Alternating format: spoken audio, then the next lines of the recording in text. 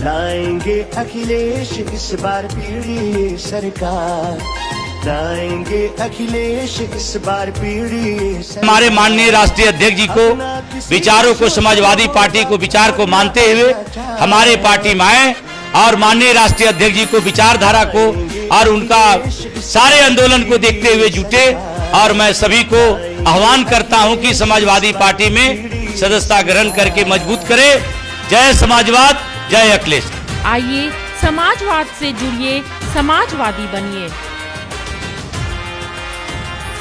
दानापुर के राष्ट्रीय जनता दल के विधायक रीतलाल यादव ने दानापुर कोर्ट में आत्मसमर्पण कर दिया।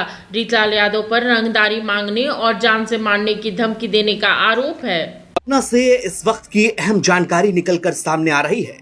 आरजेडी सुप्रीमो लालू प्रसाद यादव के बेहद करीबी विधायक रीतलाल यादव ने दानापुर कोर्ट में सरेंडर कर दिया है। आपको बता दें कि उन पर बिल्डर से रंगदारी मांगने, धमकाने का आरोप है। इस दौरान उनके घर में रेड भी हुई थी, जिसमें 77 लाख के ब्लैंक चेक भी मिले थे। रीतलाल यादव ने जैसे ही सरेंडर किया, उन्हें बेऊर जेल भेज दिया गया। आपको बता दें कि रीतलाल यादव के साथ साथ चिक्कू यादव, पिंकू यादव, श्रवण यादव समेत 4 और लोगों ने सरेंडर किया है।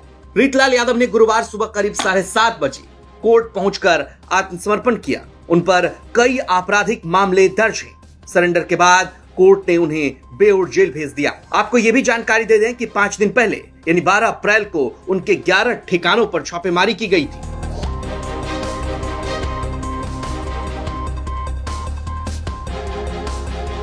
एसटीएफ और बिहार पुलिस ने इस रेड के दौरान उन पर दबिश दी, जिसके बाद से वो फरार चल रहे थे। छापेमारी के दौरान उनके घर से कैश, 77 लाख का ब्लैंक चेक और कई संदिग्ध चेक, 14 डीड एग्रीमेंट समेत कई कागजात और पेन ड्राइव बरामद हुए।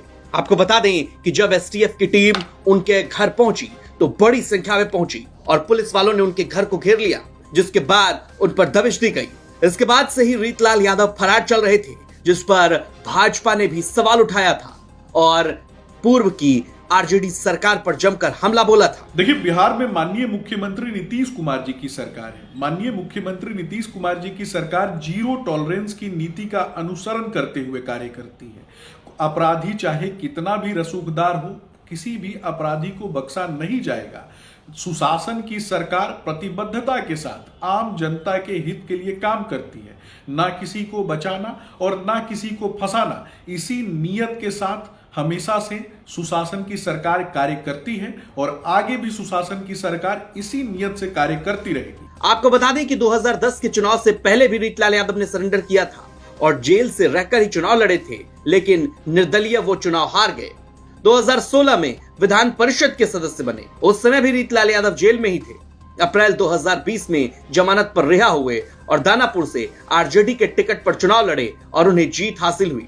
कहा जाता है कि रीतलाल यादव लोकसभा का चुनाव भी लड़ना चाहते थे, लेकिन मीसा भारती के चुनाव लड़ने के कारण वो लोकसभा का चुनाव नहीं लड़ पाए। लेकिन जिस तरह से रीतलाल यादव ने कोर्ट में सरेंडर किया है, उससे एक बार फिर से आरजेडी पर अब बीजेपी का हमला तेज होगा, क्योंकि रीतलाल यादव फरार चल रहे थे।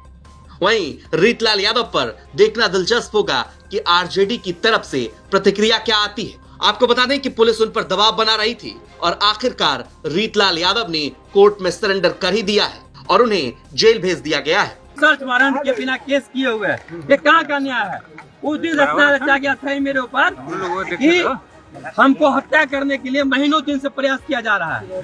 हमने जब जानकारी हुई बात को, हमको मेरी हत्या के कारण हत्या करने की साजिश रचा गया इस तरह से, जो कि 47 भी मेरे विरोधी को उपलब्ध कराया गया कुछ पदाधिकारी के द्वारा कि तुम रीतलाल को मार दो, हम तुम्हारे ऊपर केस नहीं होने देंगे। 11 तारीख को 10 बजे सुबह, अब 12 बजे मेरे पर पोस्ट आता है। रात में 23:05 पर FIR लॉन्च होता है। अब 12 बजे सुबह मेरे घर पे आता है बगैर किसी के सर्च वारंट के बिना केस किए हुए। ये कहाँ का न्याय है? उस दिन रचा गया था मेरे ऊपर कि हमको हत्या करने के लिए महीनों दिन से प्रयास किया जा रहा है। हमने जब जानकारी हुई बात को, हमको मेरी हत्या के कारण हत्या करने की साजिश रचा गया इस तरह से, जो कि AK-47 में आइडिया मेरे विरोधी को उपलब्ध कराया गया कुछ पदाधिकारी के द्वारा कि तुम रितलाल को मार दो, हम तुम्हारे ऊपर केस नहीं होने देंगे। ये बात जब हमको जानकारी हुआ तब हम अपना पर्सनल बॉडीगार्ड को बढ़ा लिए, 7-8 कर लिए, 9-10 कर लिए। ये बात नागवार गुजरा पुलिस पदाधिकारी को, उसने बोला कि बगैर आदेश का आप नहीं रख सकते हैं कोई भी प्राइवेट गार्ड, फिर भी हमने रखा।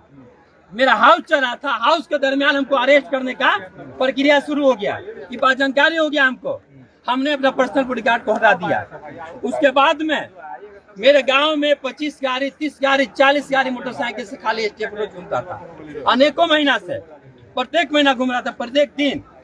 किसी मेरा गांव, हम तो क्या मुझे पूरे गांव दहशत के साए में जी रहा था। जिस दिन घटना घटा, जिस दिन प्रशासन मेरा छापा मारा, उस दिन पूरी प्रक्रिया आई थी कि बिल्डर प्रशासन से मिलकर बिल्डर के द्वारा मेरे ऊपर हत्या का साजिश रचा जा रहा था। बीजेपी कह रही थी आप फरार चल रहे थे, हत्या रचा जा रहा था।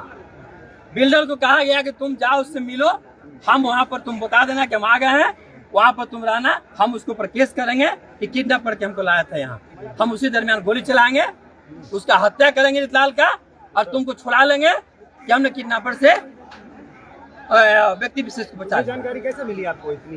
सब प्रशासन के द्वारा, आप प्रशासन है, प्रशासन है, आप ही लोग तो मीडिया। अच्छा, AK-47 किसके द्वारा मुहैया कराई गई थी आपकी हत्या के कुछ लिए? पदाधिकारी के द्वारा। किसको?